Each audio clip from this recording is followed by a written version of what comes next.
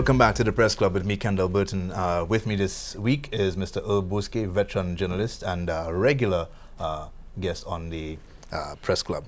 Before our break, we were talking about unemployment. We want to shift to regional developments. In Trinidad and Tobago, we had the local elections where the PNM did very well, and we now have the opposition leader over there calling for general elections based, I imagine, on the results of these recent elections. He feels that the PNM, which has been the dominant party in Trinidad and Tobago, has a better chance at the polls.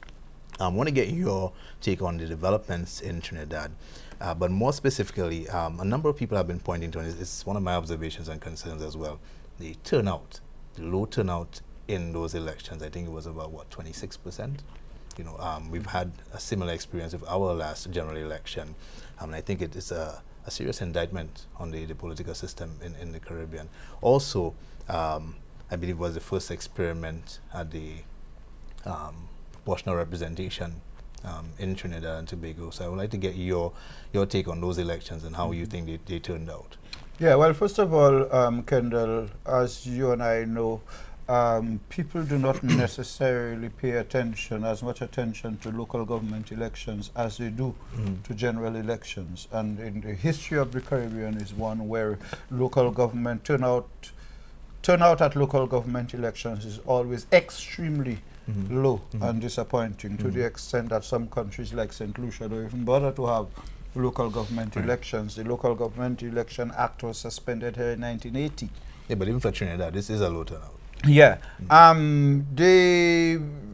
do not expect anything else from the leader of the PNM than to call for a general election, because his party performed best in the results.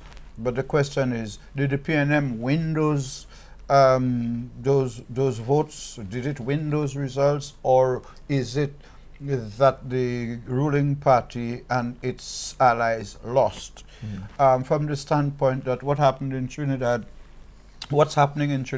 is that the PNM is benefiting from the fallout between Prime Minister Kamla Persad-Bissessar and Jack Warner. And who's now creating what he believes is a new third party. Yes, and as he said at the end of the elections, to have done as they did in such a short space of time, they have to look down the road. So Jack Warner. Were you surprised by his performance? Did you expect him to do better? No, I didn't expect him to do better, because it's just like what happened in the Castries Central elections, not this last one, but the previous one, I think in 2001, where as a result, you know, by the introduction of this, how you call it, the runoff, you introduce a new mechanism like this proportional representation. You see, when you introduce these new features into elections, one has to consider when is the right time, and will the time ever be right is another question that will follow up.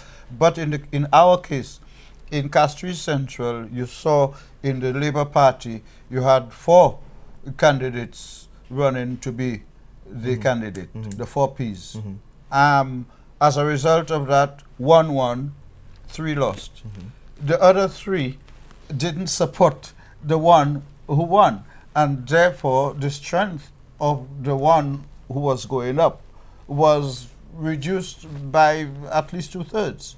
I think in the case, the corollary in the Trinidad case is that if it was what's the name of the ruling party?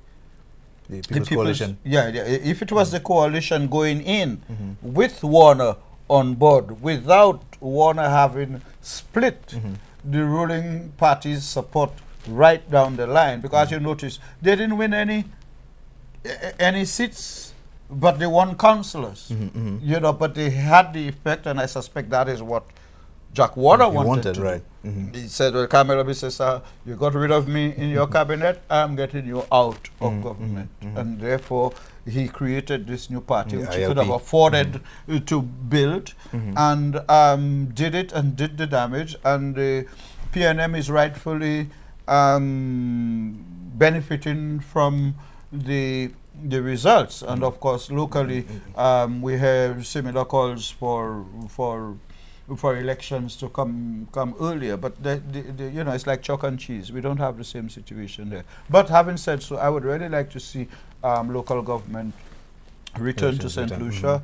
I think in its absence from 1980, what has happened is that we've had the development of these quasi-local government, rural council, constituency council, village council, MP council, you know, those that are above board, below board. But the call for the return to local elections and local government is not new. What do you think is responsible for the failure? I think the failure has been, on the one hand, the cost, because a local government election is as costly as a general election. Okay. And I think the way in which countries that have been faced with that conundrum, the way in which they have dealt with it is that they have put local government elections and general elections at the same time. So you spend one set of money and you have two elections in that same time. So when you go to the ballot box, you not only vote for your MP, but you also vote for your councillor. You know, you have two ballots, one for the general election and the other one for the local election. So you vote for two ballots in two different boxes on the same day. And in that way, I think we could overcome the economic cost. There is also the political cost. When a ruling party considers whether it is going to introduce a new set of elections, its first question is, can I win? Can we win? We who are not in the political domain, or those who are not in the political domain, would say, well, you know, that's wrong. If it's necessary, let's just have it.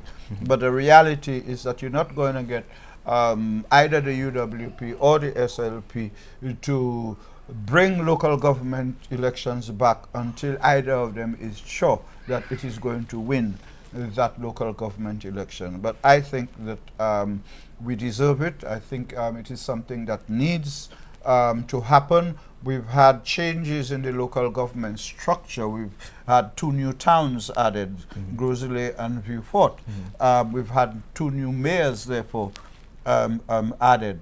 The Castries Basin is now one constituency rather than just Castries Central. So I think with all of these little fidgeting and fixing up, one could only hope that it is all leading to a reintroduction in our lifetime of local government elections. Yeah, we're talking about the low voter turnout. Barbados comes to mind as well. The Democratic Labour Party, DLP over there, won the second term in the last February poll, but it was by a very slight margin, 2 seats, a 3% difference. Chris Sinclair, the finance minister over there, I'm sure you've been following that story, is facing a vote of no confidence. I want to get your take on that story.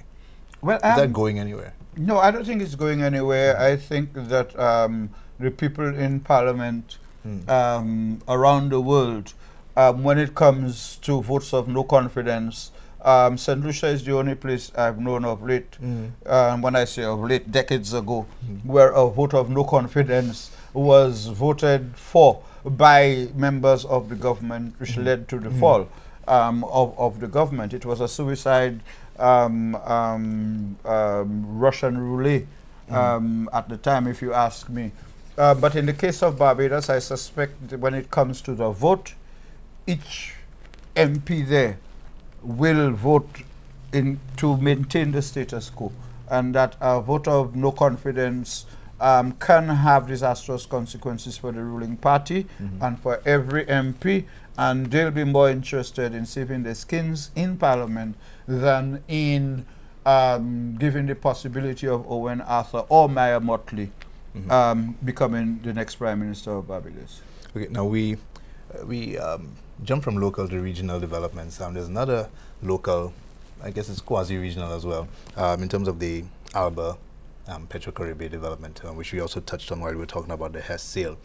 We heard this week about the appointment of a new ambassador to Alba. That's already gotten a reaction from the Lucian People's Movement, who are questioning the appointment of Mr. Vitalis as the ambassador.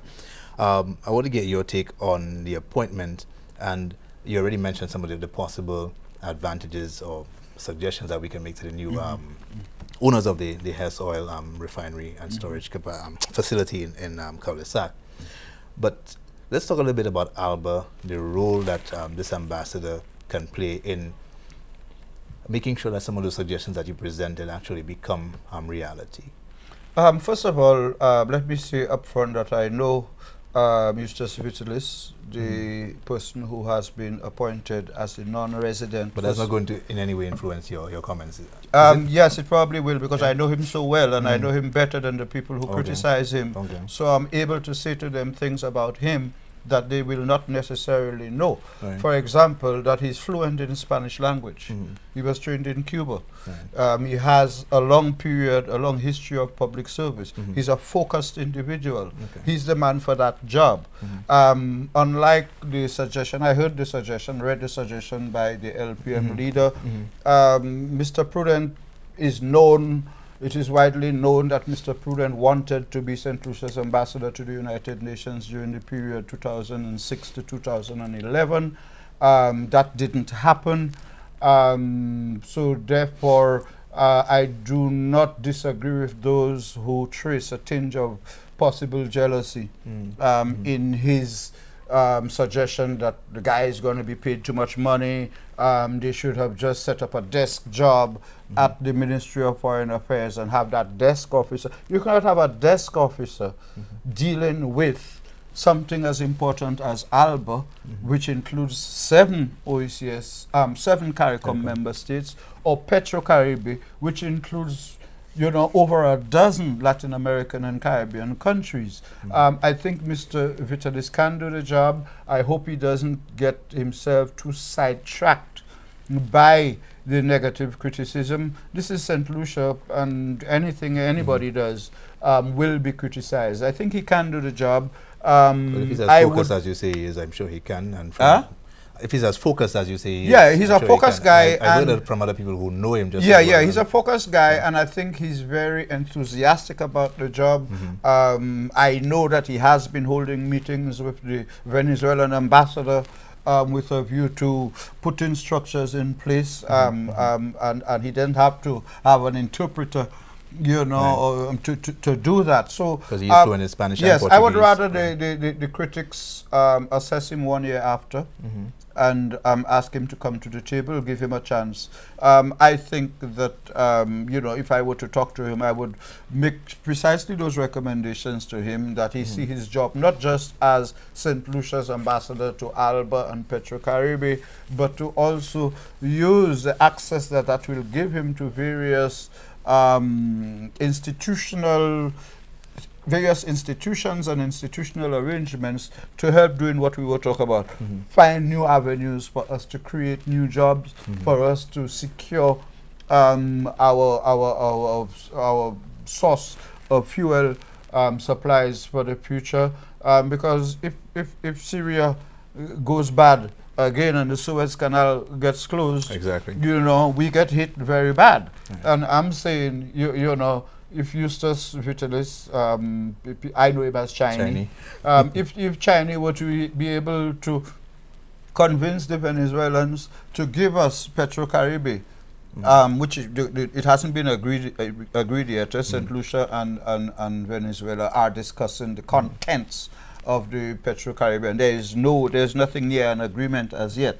But assuming we come to an agreement, assuming that agreement allows us to get the fuel that we need, as the Prime Minister has always made it clear, his first interest is to get fuel for Lucilec, so that Lucilec can reduce the cost of electricity by removing the fuel surcharge, lessening the fuel surcharge. That is what Kenny Anthony wants the Petrocaribe oil first and foremost for. But if we, like I said, can convince the Venezuelans to remove the responsibility of sending ship after ship all over the Caribbean to bring Petrocaribe oil, and just send 1 ship or 2 ships to put it here, and we will take it to the other things. I don't see Buckeye, you know, which are the people who were able to influence the Hess Corporation to look more in terms of research and development and get out of refinery. And they are going to handle the refinery thing. And these are businessmen. And what I'm saying there is not far-fetched, because Venezuela and the Americans have worked together. The St. Croix refinery that was not for sale is owned by Venezuela and Hess through a company called Hovensa. Right. Okay, Hess Oil, Venezuela, South Africa. Right. So Hess and Venezuela already have an agreement. They already have an example of where they have worked together. And if Chinese and Minister Fletcher and Prime Minister Anthony can convince the Venezuelans and Buckeye to invest in that proposal, which is sure to make money, and if the guys are really up to the bottom line is dollars and cents with government backing, then we might have a good thing going. Yeah.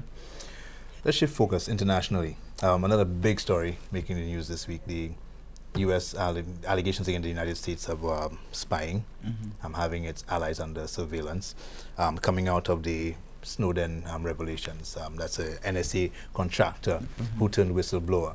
Latest reports: 38 missions and embassies linked to the United States as having been under surveillance by the U.S., including embassies and missions in New York, Washington, Brussels, and that includes the United Nations as well.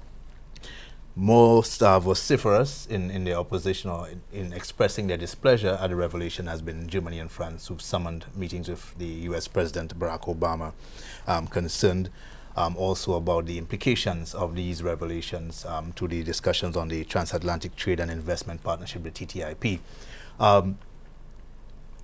John Kerry has been, I don't want to say dismissive, but he has said this is a regular thing. That's what we all do. All governments do it. You know, we're under the spotlight now because Snowden has revealed that we've been doing this, but everybody else is doing it. I get the impression, maybe you can tell me how you feel about it. Is he being dismissive? Do you think it's as big a deal as it's being made out to be? I don't think it is. I think he's being dismissive, and I think it is a big deal now that it is exposed. Because as you and I know, news is never news until you know. You know, it doesn't mean that the thing never happened. But the moment it makes the news, then it becomes news. Then it becomes a big thing. John Kerry is the last person I would ask to tell me the truth. I remember when he first threw his hat in the ring for a presidential race many moons ago. One of the ads that really beat him was where they exposed that he had not necessarily told the truth, the whole truth, and nothing but the truth about a Medal of Honor he claimed he got in Vietnam. The person I remember the most was yesterday seeing Madeleine Albright, who was Kerry's predecessor in that same position, and she said it's a big thing because what has happened there is that people the world over have come to realize that foreign policy is built on rumors and gossip. The fact that France and Germany are complaining, it's not because they are not involved, because the French intelligence agency was recently exposed as having been intercepting the numbers of millions of French persons and sharing that information with the United States. What France is vexed about and Germany are vexed about is that some little fellow lower than Snowden, somewhere at the National Security Agency in the United States, has their personal cell numbers for Chancellor, the German Chancellor, Angela Merkel, for the French President, and all of those. And the person saying, hello, we're supposed to be spying on our people for each other, and you guys are spying on me, and we cannot even spy on Barack Obama. I think that is where the crux of the matter is. But secondly, I love that guy, Snowden. The Russians should give him an award. The United Nations should give him an award, because what he has done is expose what we always had suspicions about.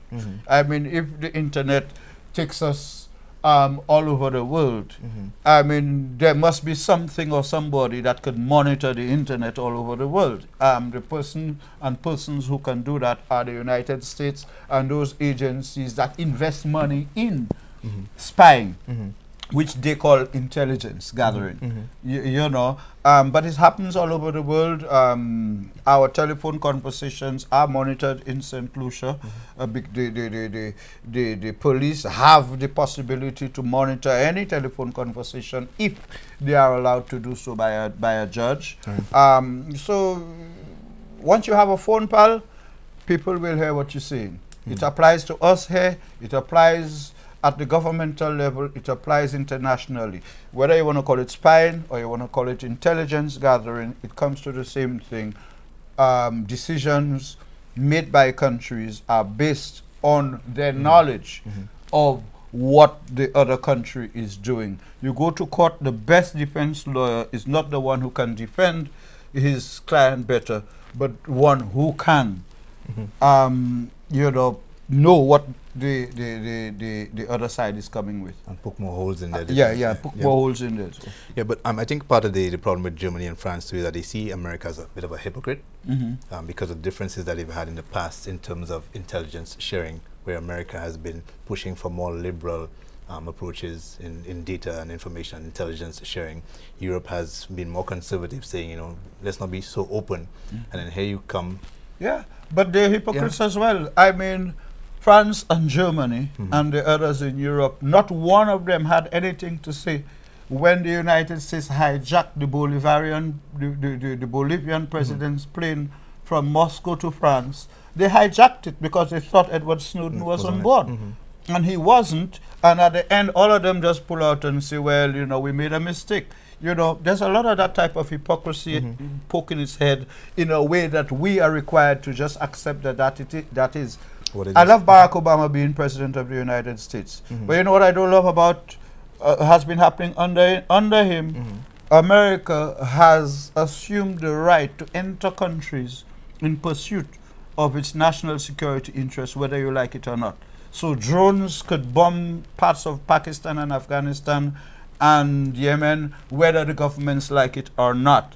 The U.S. Army could have gone into Pakistan to kill Osama bin Laden, take him away and dump his body at sea, whether the Pakistanis liked it or not. The American military went into Libya to kidnap a fellow who they claim was responsible for bombing the thing. They went into Libya, and part of the guys who support those guys, what did they do? They kidnapped the Prime Minister of Libya. As you know, so under Obama, I think America is, and we saw it with the hijacking of the Bolivian president's plane.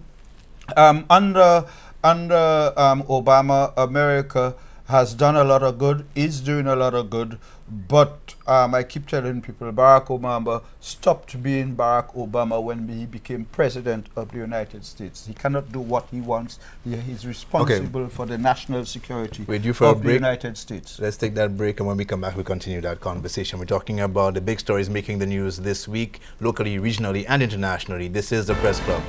We'll be right back.